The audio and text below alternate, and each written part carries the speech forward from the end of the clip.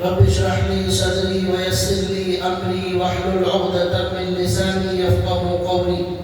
سبحانك لا علم لنا إلا ما علمتنا إنك أنت العليم الحكيم. اللهم صل على محمد في أول كلامنا، اللهم صل على محمد في أوسط كلامنا، اللهم صل على محمد في آخر كلامنا. صدق اللہ العظیم. محترم دینی بھائیوں، قرآن کریم کی ایک آیت میں نے آپ کے سامنے تلاوت کی ہے جس میں اللہ تبارک و تعالیٰ نے یہ فرمایا ہے، یہودی ان کی ایک خصلت یہ تھی کہ وہ یہ کہتے تھے یہودی کہ ہرگز جنت میں کوئی بھی داخل نہیں ہوگا مگر جو یہودی ہے وہ جنت میں داخل ہوگا اور جو عیسائی ہے یہ جنت میں داخل ہوگا. ایسا کہتے تھے یہودی اور عیسائی. تو اللہ نے اس کا جواب دیا، تل کا امانیہم، یہ جو ہے ان کی خواہشات ہیں، ان کی تمنائیں ہیں. قل ہاتوا برہانکم ان کنتم صادقین، اللہ نے کہا ہمارے نبی سے آپ کہہ دیجئے اگر یہ سچے ہیں یہودی اور عیسائی کہ جنت میں یہی داخل ہوں گے تو اللہ نے کہا ہاتوا برہانکم، دلیل لاؤ، دلیل پیش کرو. اس کے بعد کی آیت میں اللہ نے کہا بلا من اسلم وجهه للہ وهو محسن فَلَهُ أَجْرُهُ عِنْدَ رَبِّهِ. جنت میں داخل ہونے والے کون ہیں اللہ نے اس کا پتہ بتایا. پہلی آیت میں کہا یہودی اور نصارہ یہ داخل نہیں ہوں گے، صرف خواہشات ہیں ان کے پاس، تمنا ہے، خواب ہے، آرزو ہے جنت میں داخل ہونے کی، لیکن یہ جھوٹے ہیں. پھر اب اللہ نے کہا کون داخل ہوں گے؟ بلا من اسلم وجهه للہ، وہ جنت میں داخل ہوگا جو اپنے آپ کو اللہ کے حوالے کر دے. بلا من اسلم وجهه للہ، اس کا ترجمہ ہے وہ جو اپنے آپ کو اللہ کے حوالے کر دے. وہ محسن، اور وہ بڑا اخلاص والا بھی ہو، اس کے پاس اخلاص ہو. محسن، بہت اچھے کام کرنے والا ہو، بڑا نیک ہو، متقی ہو، اخلاص کے ساتھ. فَلَهُ أَجْرُهُ عِنْدَ رَبِّهِ، اس کو اللہ کے پاس اجر ملنے والا ہے اور اسے جنت ملنے والی ہے. اس پوری ان دو آیتوں سے مجھے صرف ایک بات بتانا ہے. اللہ نے یہاں کہا جنت میں داخل ہونے کا طریقہ، جنت میں داخل ہونے کا معیار یہ ہے کہ اپنے آپ کو اللہ کے حوالے کر دیں. جب تک اپنے آپ کو اللہ کے حوالے نہیں کریں گے جنت کے مستحق ہم بن نہیں سکتے اور دنیا کا کوئی انسان بن نہیں سکتا. یہ بہت اہم بات ہے یہ جو اللہ نے یہاں فرمائی ہے، اور اس آیت سے میں آج یہی پیغام دینا چاہتا ہوں. ہم مسلمانوں میں سے بھی بہت سارے دینی بھائی ایسے ہیں جو نماز بھی پڑھتے ہیں، روزہ بھی رکھتے ہیں اور سحری بھی کرتے ہیں، تراویح بھی پڑھتے ہیں، لیکن ہماری پریشانی یہ ہے، ہماری بیماری یہ ہے، ہم اپنے آپ کو اللہ کے حوالے کرنے تیار نہیں ہیں. صرف رمضان کے اندر ہم نماز پڑھنے تیار ہیں، رمضان کے بعد ہم نماز پڑھنے تیار نہیں ہیں. مطلب یہ ہوا کہ ہم نے اپنے آپ کو اللہ کے حوالے نہیں کیا.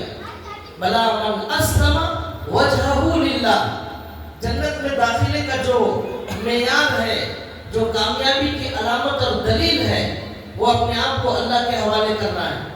یا اللہ نے یہ نہیں کہا جو روزے رکھیں گے، جو نماز پڑھیں گے اور جو حج کریں گے وہ جنت کے مستحق ہوں گے. نہیں، اپنے آپ کو اللہ کے حوالے کرنا. حاجی ہو گئے لیکن اپنے آپ کو اللہ کے حوالے نہیں کیا. رمضانی مسلمان ہو گئے، رمضان کے بعد ہمارا اسلام، ہماری نماز، ہماری عبادت ہم اللہ کے ساتھ اللہ کے حوالے کرنے تیار نہیں. یہ ہے ہماری سب سے بڑی پریشانی. تو یہی اللہ والوں میں ہمارے میں فرق ہے، صحابہ میں ہمارے میں فرق، نبیوں میں ہمارے میں فرق. یہ انبیاء، یہ صحابہ، یہ اولیاء اللہ، یہ اللہ کے خاص بندے جو ہوتے ہیں وہ اپنے آپ کو اللہ کے حوالے کرتے ہیں اور اپنی مرضی سے کچھ نہیں کرتے. ان اللہ اشترى من المؤمنین انفسهم واموالهم بان لهم الجنہ. اللہ نے مسلمانوں کی جانوں کو خرید لیا، ان کے اللہ نے مالوں کو خرید لیا. بان لهم الجنہ، بدلے میں اللہ ان مسلمانوں کو جنت دینے والے. اب اللہ نے ہمیں جنت دی اور ہم نے ایک بزنس کر دیا اللہ کے ساتھ. وہ کیا بزنس ہے؟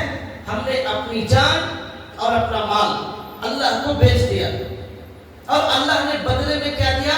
جنت دی. بِأَنَّ لَهُمُ الْجَنَّةِ. اب آپ بتائیے، بزنس ہو جانے کے بعد پھر بدل جانا. آپ نے مجھے گھڑی دی، میں نے پیسے دے دیے تو وہ گھڑی میری ہو گئی. اب میری مرضی میں جیسے چاہے استعمال کروں گا، پیسے آپ کے ہو گئے.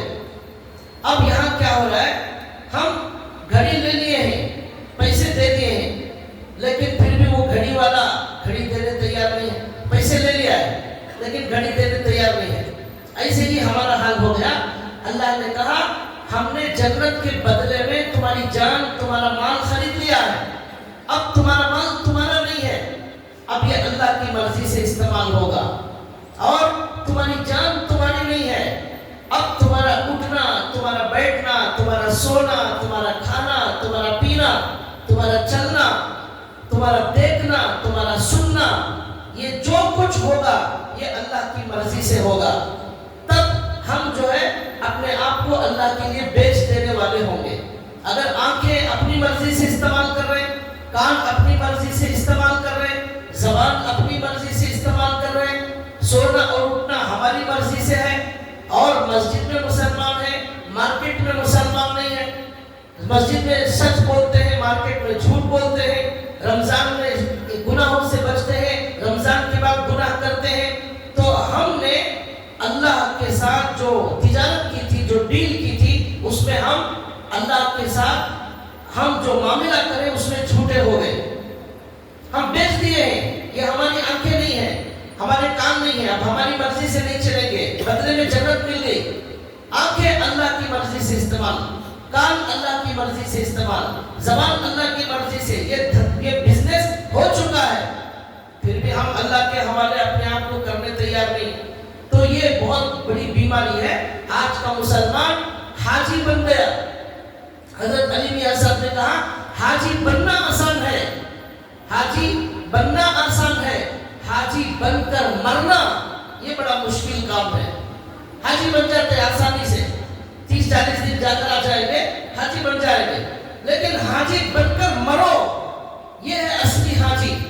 مرتے وقت تک اس کا حج، وہ حج کے جو تقاضے ہیں اور جیسا حاجی ہونا چاہیے ویسا بن کر مرنے کوئی حاجی تیار نہیں ہے. کیا حاجی صاحب حج کے بعد ان کے اندر سنتیں آ گئی؟ وہ 5 وقت کی نماز پڑھنا انہوں نے شروع کر دیا؟ کیا ان کی زبان بدل گئی؟ لبیک اللہم لبیک، اے اللہ میں آپ کے دربار میں حاضر ہوں. کیا دربار میں حاضر ہونے کا مطلب کیا؟ اے اللہ اب میں سب کچھ چھوڑ کر آپ کے پاس آ گیا ہوں، آپ کے حوالے ہو گیا ہوں، اب آپ کی مرضی سے جیوں گا، آپ کے لیے جینا میرا مرنا ہوگا، اب مجھے کچھ نہیں چاہیے، آپ اسلام کے لیے اب زندگی گزاروں گا. یہ حاجی کا وعدہ ہے، لبیک اللہم لبیک کا. اب وہاں سے آنے کے بعد حاجی صاحب کے پاس سے نمازیں غائب ہو گئی، حاجی صاحب کا چہرہ بدل گیا، حاجی صاحب کے اندر سے سنتیں غائب، مسجد میں حاجی صاحب نظر نہیں آ رہے، عمرہ کرنے والے مسجد میں نظر نہیں آ رہے. صرف حج اور عمرہ کرنے والے بھی اگر مسجد میں نمازوں کو آنا شروع ہو جائے ہماری مسجدیں بھر جائیں، اور رمضان کی طرح ہماری مسجدیں بھر جائیں گی، ہر دن بھر جائیں گی. صرف حج کرنے والے اور عمرہ کرنے والے مسجد میں آ جائیں. یہ عمرہ کرنے والے بھی گئے تھے حضور کے روضے کے پاس کھڑے ہو کر، انہوں نے حضور کو وعدہ کیا، روتے ہوئے آنسوؤں سے وعدہ کیا، یا رسول اللہ میں بڑا گنہگار بندہ، آپ نے مجھے بلا لیا، اب میں وعدہ کرتا ہوں میری زندگی کا مقصد اب اسلام کی سربلندی ہوگی، اسلام کے لیے جینا مرنا ہوگا۔ یہ وعدے حضور کے سامنے کھڑے ہو کر دیے، لیکن آ کر وہ وعدہ بھول گیا، اب اللہ کے حوالے کرنے تیار نہیں۔ 8 دن 2-4 دن تک بس کچھ نظر آئیں گے، اس کے بعد پھر چھٹی ہو جائے گی۔ اب پہچاننا بھی مشکل ہے کون ہے حاجی صاحب، کون ہے عمرے والے۔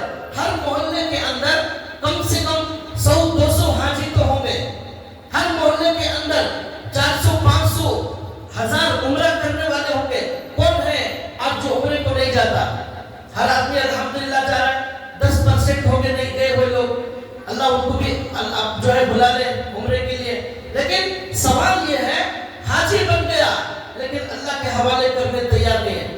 معلوم ہوا جنت پانے کے لیے اپنے آپ کو حوالے کرنا ہے۔ یہی بات میں بتانا چاہ رہا ہوں۔ رمضان آ گیا، رمضان چلا گیا، ابھی چلا جائے گا تھوڑی دیر میں۔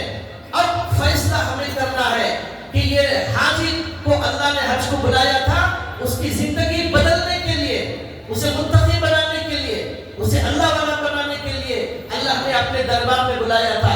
یہ رمضان بھی اللہ نے ہمیں اسی لیے دیا تھا، لعلکم تتقون۔ رمضان کا مقصد، روزے کا مقصد، تراویح کا مقصد، افطار کا مقصد، سحری کا مقصد اور یہ تاخراتوں کا مقصد کیا ہے؟ لعلکم تتقون، تاکہ تم متقی بن جاؤ، تاکہ تم نیک بن جاؤ، تاکہ تم گناہوں سے اپنے آپ کو زندگی سے بچا لو، یہ مقصد تھا۔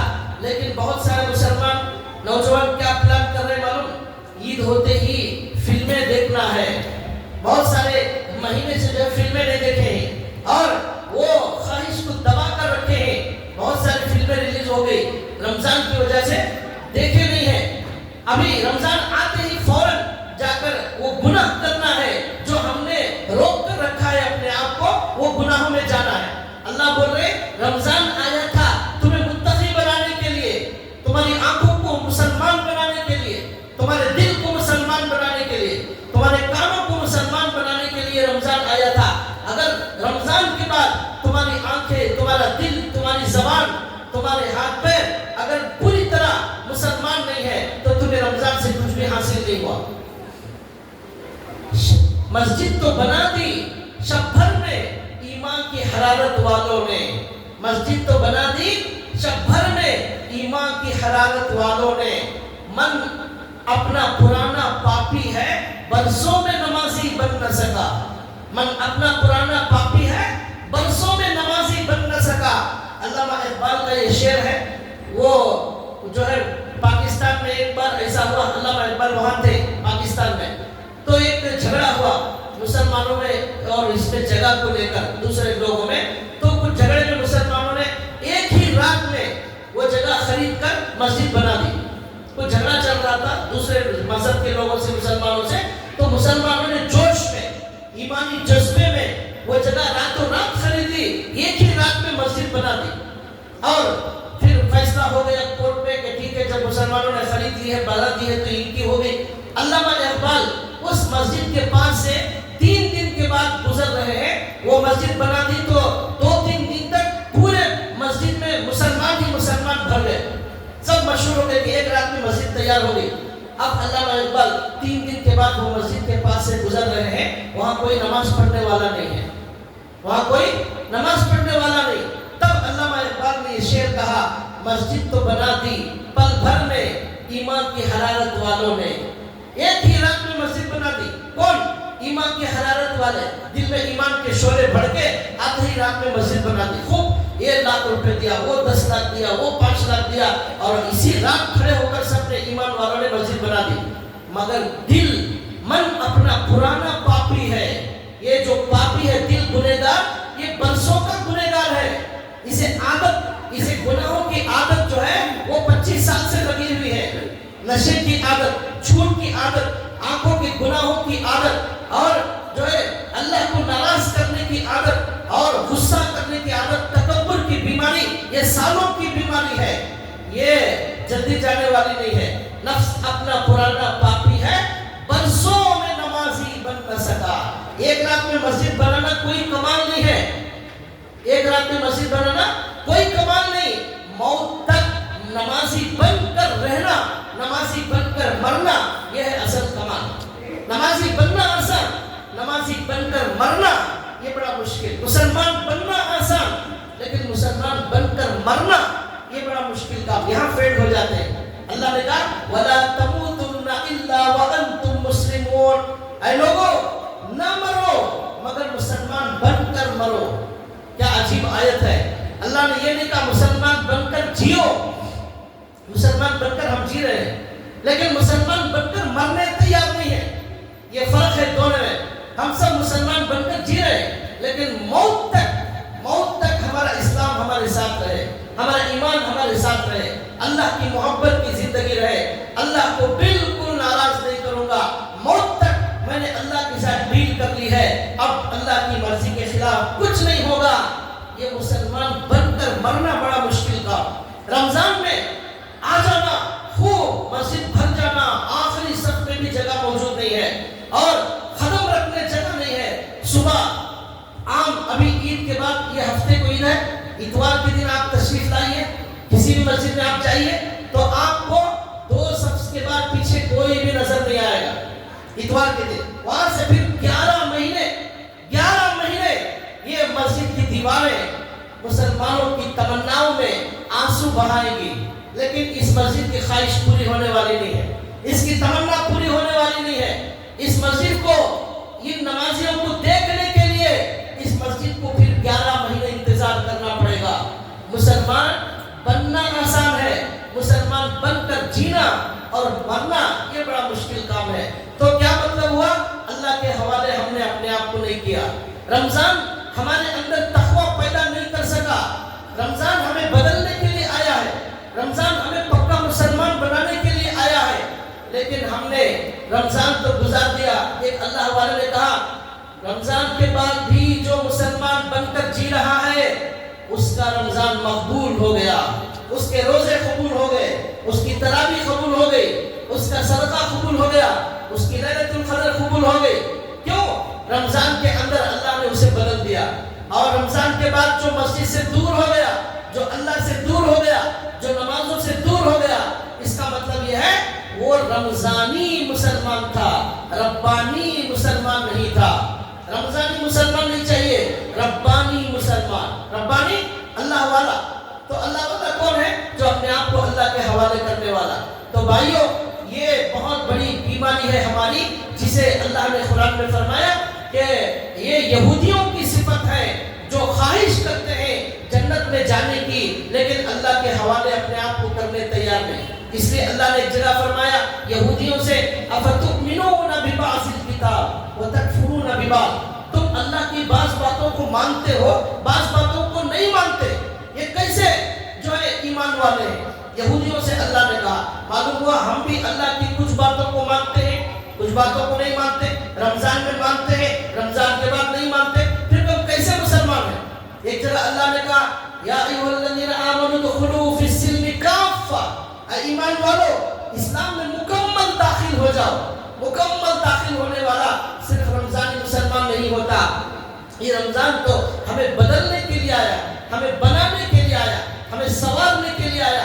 بھائیو اللہ کا کھانا پورے 12 مہینے کھائیں گے, اللہ کا دودھ 12 مہینے استعمال کریں گے, اللہ کا پانی 12 مہینے چاہیے, اللہ کی سانس 12 مہینے چاہیے, اللہ تعالیٰ کی نعمتیں فروٹ 12 مہینے چاہیے, اللہ کا چاول, اللہ کا گیہوں, اللہ کا بنایا ہوا گوشت, اللہ کی دی ہوئی زندگی, اللہ کے دیے ہوئے ہاتھ پیر آنکھیں, یہ سب ہمیشہ کے لیے چاہیے.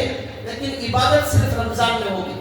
تو یہ مسلمانوں کے علاوہ جو تیسرے مذاہب والے ہیں مہینے میں ایک بار جاتے ہیں, 15 دن میں ایک بار جاتے ہیں اور گھنٹہ بجا کر آ جاتے ہیں, بس ان کی عبادت ختم ہو گئی. اب مارکیٹ میں اور دکانوں میں, فیکٹریوں میں اور ہر جگہ وہاں پر وہ ان کا مذہب ان کے ساتھ نہیں ہوتا. ہمارا اسلام ایسا نہیں ہے. ہمارا اسلام یہ کہتا ہے آپ مسجد میں بھی مسلمان, دکان میں بھی مسلمان, مارکیٹ میں بھی مسلمان, شادی بیاہ میں بھی مسلمان, موت ہو گئی وہاں بھی اسلام. ہر جگہ ہم اللہ کے بندے ہیں. بندے کا مطلب کیا ہے؟ اللہ کا غلام. غلام کا کوئی وقت نہیں ہوتا. غلام 24 گھنٹے کے لیے اپنے آقا کے لیے وقف ہوتا ہے. آقا جب بھی حکم دے دے اور جو بھی حکم دے دے, جہاں بھی حکم دے دے,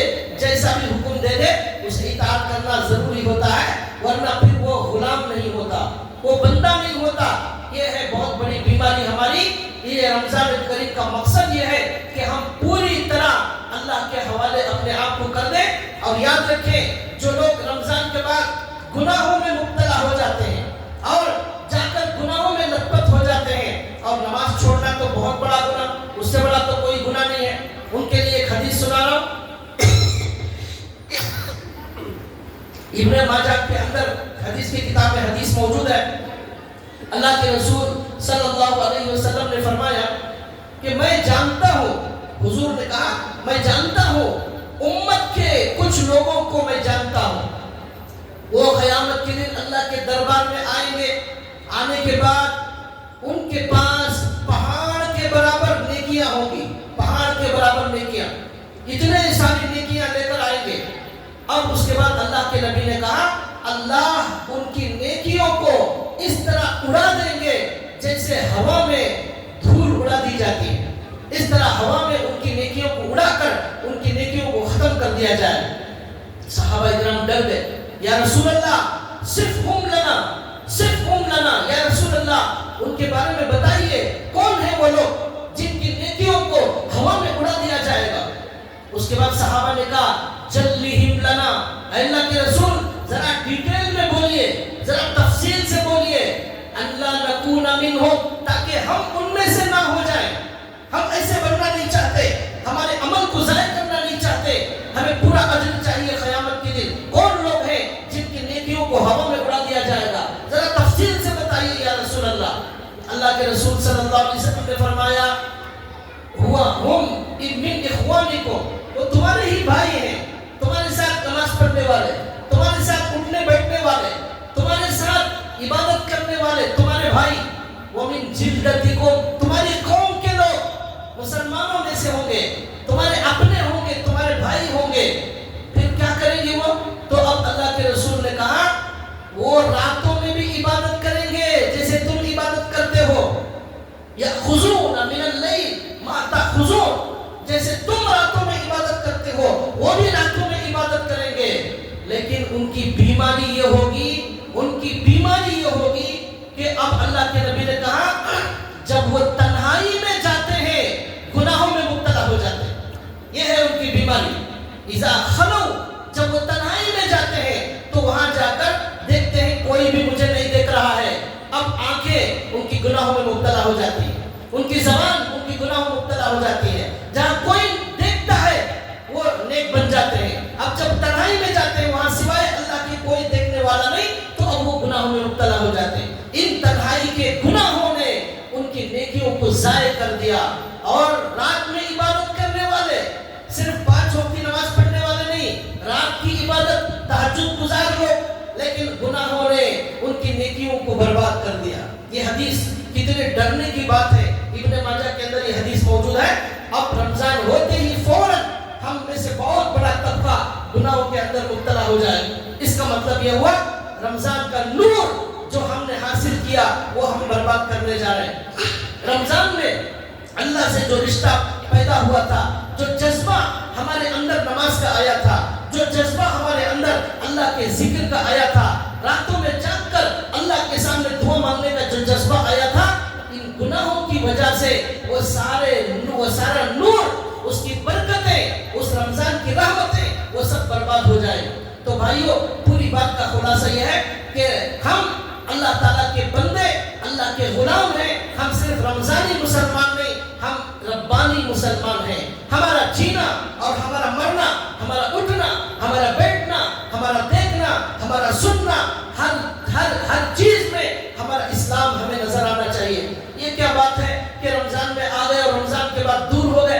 تو پھر اس کا مطلب یہ ہوا کہ ہم جو ہے اللہ تبارک و تعالیٰ سے اپنے مطلب کے لیے تعلق رکھتے ہیں. ہم اپنی مرضی پر جینا چاہتے ہیں. اپنی مرضی پر جینے والے کا نام مسلمان نہیں. اللہ تعالیٰ تمام مسلمانوں کو، امت مسلمہ کو اس کی توفیق عطا فرمائے کہ ہم 100% مسلمان بن جائیں. یہ ہے سب سے بڑی کامیابی. اللہ کے حوالے اپنے آپ کو کر دے، یہ ہے ہماری سب سے بڑی کامیابی.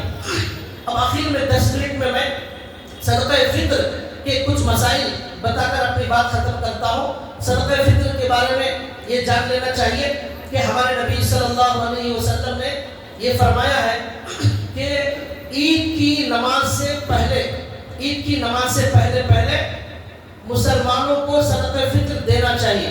صدقہ فطر کا مقصد کیا ہے؟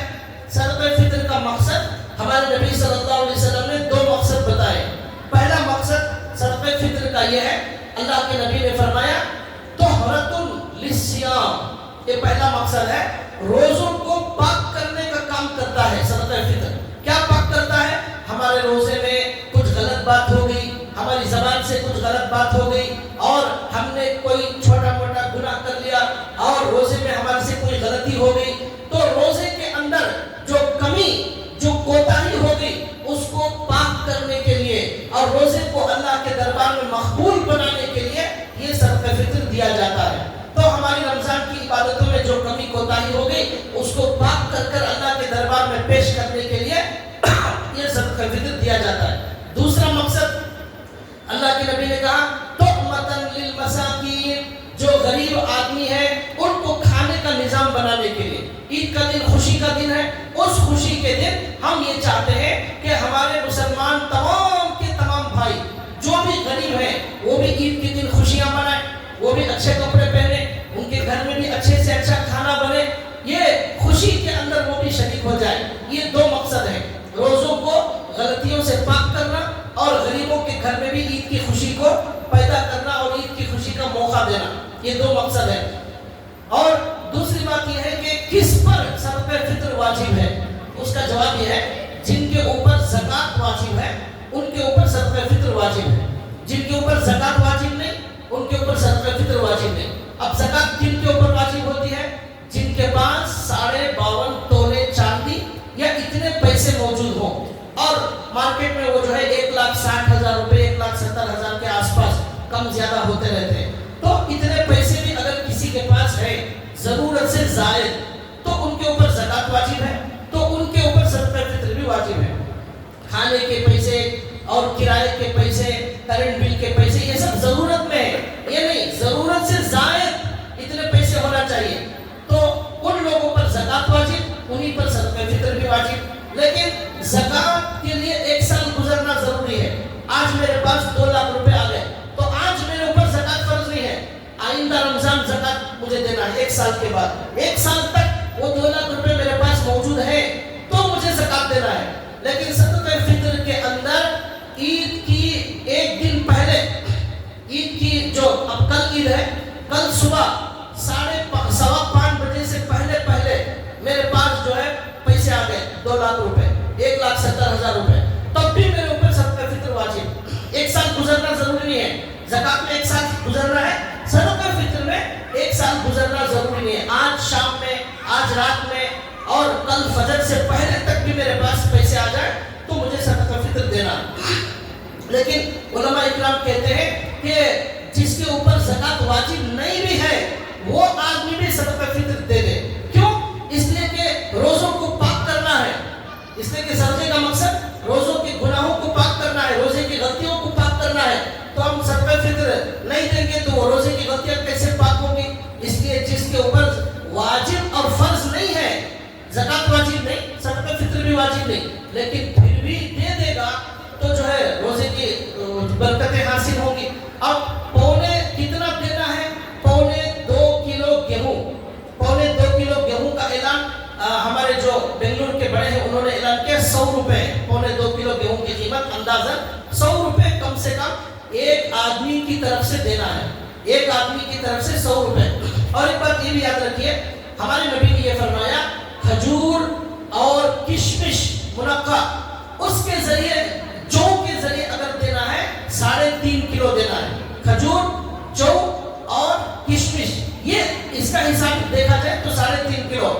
تو مارکیٹ میں اس کی قیمت جو ہے تقریباً اندازاً بتا رہا ہوں، معلوم کر لیجئے 1,500 کے آس پاس ہے. کشمش کے حساب سے دیں گے، کھجور کے حساب سے دیں گے تو اندازاً 1,000 روپے. کم سے کم جو کھجور ہے وہ اندازاً 1,000 روپے ایک آدمی کی طرف سے صدقہ فطر نکالنا ہے. اگر کشمش کا حساب ڈالیں گے 1,500 کے آس پاس ہے، وہ بھی معلوم کر لیں. اور کم سے کم 2.25 کلو گیہوں وہ ہے 100 روپے. جو نہیں دے سکتے وہ 100 روپے دے دیں. اللہ نے جسے طاقت دی ہے، جسے گنجائش گنجائش دی ہے, اللہ نے بہت دیا ہے, وہ 1500 کے حساب سے نکالیں, کشمش کے حساب سے, اور چاہیں تو 1000 روپے کے حساب سے نکالیں, نہیں کم سے کم وہ 100 روپے 2.5 کلو کے حساب سے نکالیں گے تو بھی ان کا صدقہ فطر ادا ہو جائے گا. اور یہ نکالنا ہے, اس میں اور ایک بات یاد رکھنا ہے کہ مرد کو نکالنا ہے, عورت کو نکالنا ہے, اور گھر میں جو بڑے لوگ ہیں ان کی طرف سے نکالنا ہے, جو بچے ہیں ان کی طرف سے بھی نکالنا ہے. یہاں تک مسئلہ لکھا ہوا ہے, عید کے دن صبح کی نماز کا جو وقت شروع ہوتا ہے, عید کے دن صبح کی نماز کا وقت جو شروع ہوتا ہے آج کل 5:15 بجے کے قریب ہے, تو اس سے پہلے بھی جو بچہ پیدا ہو جائے اس کی طرف سے بھی صدقہ فطر نکالنا ہے. 5 بجے ایک بچہ پیدا ہو گیا, 4:30 بجے ایک بچہ پیدا ہوا, تو فجر کی نماز کا وقت شروع ہونے سے پہلے پیدا ہوا ہے, اس کی طرف سے بھی نکالنا ہے. اب 6 مہینے کا بچہ, 4 مہینے کا بچہ, 1 سال کا بچہ, تو اس کی طرف سے ضرور نکالنا ہے. تو باپ پر اپنی طرف سے بھی صدقہ فطر نکالنا ہے, اپنے نابالغ بچوں کی طرف سے بھی صدقہ فطر نکالنا ہے. اور بچے اگر بالغ ہیں, بڑے ہیں, تو پھر وہ بچے ان کی طرف سے نکالیں بالغ ہونے کے بعد. ان کی ذمہ داری, باپ کی ذمہ داری نہیں. نابالغ بچوں کے صدقہ فطر باپ نکالے گا, اور بالغ بچے جو ہے وہ ان کے پاس اگر پیسہ ہے تو ان کے اوپر واجب ہے, وہ پیسہ نہیں ہے تو بالغ کے اوپر صدقہ فطر واجب نہیں. عورت کی طرف سے شوہر کو نکالنا ضروری نہیں ہے. عورت پر اگر زکات فرض ہے تو عورت اپنی طرف سے صدقہ فطر نکالے گی. اگر عورت صاحب نصاب نہیں ہے, زکات واجب نہیں ہے, تو پھر عورت پر صدقہ فطر واجب نہیں ہے. لیکن اگر نکالنا چاہے خوشی سے تو پھر شوہر اپنی طرف سے بیوی کا بھی دے سکتا ہے. ضروری نہیں ہے کوئی بیوی کہنے لگے میرا بھی آپ ہی دینا ہے, میں نہیں دیتی, تو ایسا چلنے والا نہیں ہے. آپ کا صدقہ فطر آپ دیجئے, بیوی کا بیوی دے گی, شوہر کا شوہر دے گا. جیسے نماز, میری نماز نہیں پڑھ لینا ہے, بیوی کی نماز بیوی پڑھے گی, ایسا تو دے دیا اگر شوہر خوشی سے تو صدقہ فطر ادا ہو جائے گا بیوی کی طرف سے بھی. لیکن واجب الگ بیوی پر ہے اور الگ شوہر پر ہے, تو یہ بھی یاد رکھیے. اور اس میں یہ بھی یاد رکھنا ہے کہ ہمارے نبی صلی اللہ علیہ وسلم نے یہ فرمایا, عید کی نماز کو جانے سے پہلے صدقہ فطر دے دینا چاہیے. اور صحابہ اکرام کا معمول یہ تھا, 2 دن پہلے صدقہ فطر دے دیتے تھے صحابہ اکرام, 2 دن پہلے 3 دن پہلے دے دیتے. تو اب اور ایک بات یاد رکھنا ہے, جیسا میں نے کہا عید کے دن صبح فجر کی نماز کا وقت جو شروع ہوتا ہے 5:15 بجے, اسی وقت صدقہ فطر ہمارے اوپر واجب ہوتا ہے. لیکن اس سے پہلے اگر دے دیں گے تو بھی صدقہ فطر ادا ہو جائے گا. 1 دن پہلے دے دیا, 2 دن پہلے دے دیا, 3-4 دن پہلے دے دیا. پورے رمضان میں بھی اگر صدقہ فطر ہم دے دیں گے تب بھی صدقہ فطر ادا ہو جائے گا. لیکن واجب ہوتا ہے عید کے دن صبح فجر کی نماز کے وقت میں واجب ہوتا ہے. اس کے بعد تو واجب اور ضروری ہو گیا, لیکن دے دیں گے ادا ہو جائے گا. جیسے زکات بھی 1 سال کے بعد دینا ہے, 6 مہینے کے بعد بھی دیں گے زکات ادا ہو جائے گا, ایسے ہی صدقہ فطر بھی. لیکن اس سے عید سے زیادہ تاخیر نہ کریں. ایک حدیث میں ہمارے نبی نے فرمایا, عید کی نماز سے پہلے جو صدقہ فطر دے دے گا وہ صدقہ مقبولہ ہے, صدقہ مقبولہ. اور عید کے بعد جو دے گا وہ عام صدقہ ہو جائے گا, وہ عام صدقہ من صدقات, عام صدقہ ہو جائے گا. عید کے بعد دیں گے, عید سے پہلے دیں گے تو صدقہ مقبولہ ہوگا, وہ صدقہ فطر ہوگا. اس لیے کہ یہ دینے کا مقصد ہی غریب کے گھر میں جو ہے کھانے کا انتظام کرنا ہے. اب عید کے بعد دیں گے تو وہ کیسے انتظام کرے گا؟ اس لیے بہتر یہ ہے عید کے 1 دن 2 دن پہلے ہی دے دیں. جو حضرات دینا چاہتے ہیں وہ آج دے دیں تاکہ وہ غریب کل کا انتظام آج کر سکے, یہ زیادہ بہتر ہے. اور صحابہ اسی پر عمل کرتے تھے. لیکن اگر کوئی آدمی عید تک بھی نہیں دیا تو اس کے اوپر واجب ہے, ضروری ہے, عید کے بعد بھی نکالنا ضروری ہے. جب تک ادا نہیں کریں گے وہ ذمے سے ہٹنے والا نہیں. 1 دن ہو گیا, 2 دن ہو گیا, مہینہ, 2 مہینے, 6 مہینے, سال ہو گئے, تب بھی وہ ذمے میں باقی رہے گا. ادا کرنا ضروری ہے, اس کے بغیر کوئی چارہ نہیں. جیسے زکات وقت پر ادا نہیں کیا تو 1 سال 2 سال ہو جائیں گے, تب بھی وہ باقی ہے ہمارے اوپر ذمے میں, وہ ادا کرنا ضروری ہے. ایسے ہی صدقہ فطر بھی ادا نہیں ہوا ہے تو 2-4 سال بھی ہو جائے تب بھی جتنے سال کے باقی ہے وہ ہمارے اوپر باقی ہے, وہ حساب ڈال کر نکالنا ہے. تو لہٰذا عید سے پہلے دے دے, اور اس کا مقصد بھی بتا دیا, اور یہ کس پر واجب ہے وہ بھی بتا دیا. اور مالداروں کے لیے کشمش اور کھجور کے حساب سے نکالنا زیادہ بہتر ہے. جو غریب لوگ ہیں جو نہیں دے سکتے تو کم سے کم وہ 100 روپے کے حساب سے نکال دیں. یہ زکات کے کچھ چھوٹے موٹے مسائل بتائے گئے. اللہ تعالیٰ سے دعا ہے اللہ تبارک و تعالیٰ ہم تمام مسلمانوں کے روزوں کو قبول فرمائے, ہماری تراویح کو اللہ قبول فرمائے, اور رمضان کا جو مقصد ہے ہمارے دل کے اندر تقویٰ پیدا ہو جائے, وہ اللہ ہمارے اندر تقویٰ پیدا فرمائے, اور ہم رمضان کی طرح رمضان کے بعد بھی ہم پورے کی طرح پوری مسجد کو آباد کرنے والے بن جائیں. ہم صرف رمضان کے مسلمان نہ ہو, اللہ ساری امت کی جو ہے عبادت کو قبول فرمائے. بھائیو, ابھی جو آپ حالات دیکھ رہے ہیں جنگوں کے حالات, اور جو ہے اس طرح جنگوں کے اندر امت برباد ہو رہی ہے اور مسلمان شہید ہو رہے ہیں, یہ سب دیکھ کر بھی اگر ہمارے اندر تبدیلی نہیں آ رہی ہے تو پھر کب آئے گی ہمارے اندر تبدیلی؟ ہم اپنے آپ کو بدلنے تیار نہیں ہیں. ہزاروں لوگ اپنی جان اللہ کے لیے قربان کر رہے ہیں, ہزاروں بچے اللہ کے لیے شہید ہو رہے ہیں, نوجوان شہید ہو رہے ہیں, عورتیں شہید ہو رہی ہیں, لیکن ہم بدلنے تیار نہیں ہیں, ہم اللہ کے حوالے کرنے تیار نہیں ہیں. تو پھر کب کریں گے؟ قرآن کہتا ہے الم یأن للذین آمنوا ان تخشع قلوبهم لذکر اللہ. اللہ سے ڈرنے کا وقت کب آئے گا؟ کب آئے گا رمضان؟ اللہ سے ڈرنے کا وقت کب آئے گا؟ رمضان بھی آ کر تمہیں بدل نہیں سکا, اور نمازیں تمہیں بدل نہیں سکی, تراویح تمہیں بدل نہیں سکی. 2 سال سے فلسطین کے اندر 1 لاکھ لوگ شہید ہو گئے, ان سب لوگوں نے اللہ کے لیے اپنی جانیں قربان کی. ہم وقت قربان کرنے تیار نہیں, ہم جذبات قربان کرنے تیار نہیں ہیں, اللہ کے حوالے کرنے تیار نہیں ہے. ہر دن یہ دنیا قیامت کے قریب جا رہی ہے. اللہ کے نبی کی حدیث ہے وہ صاف سمجھ میں آ رہی ہے.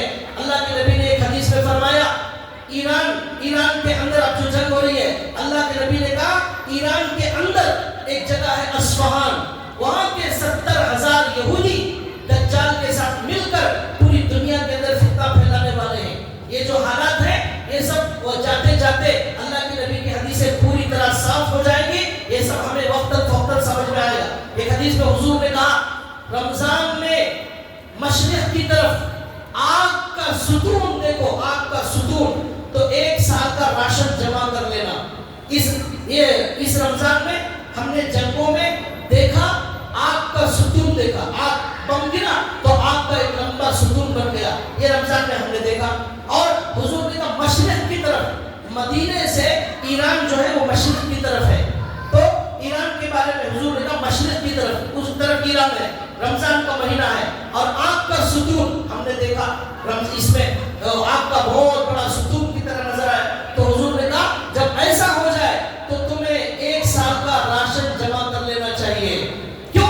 اس لیے کہ اب دیکھو گیس کی وجہ سے, پیٹرول کی وجہ سے تنگی ہو رہی ہے, تو حضور نے یہ 1450 سال پہلے کہا ہے.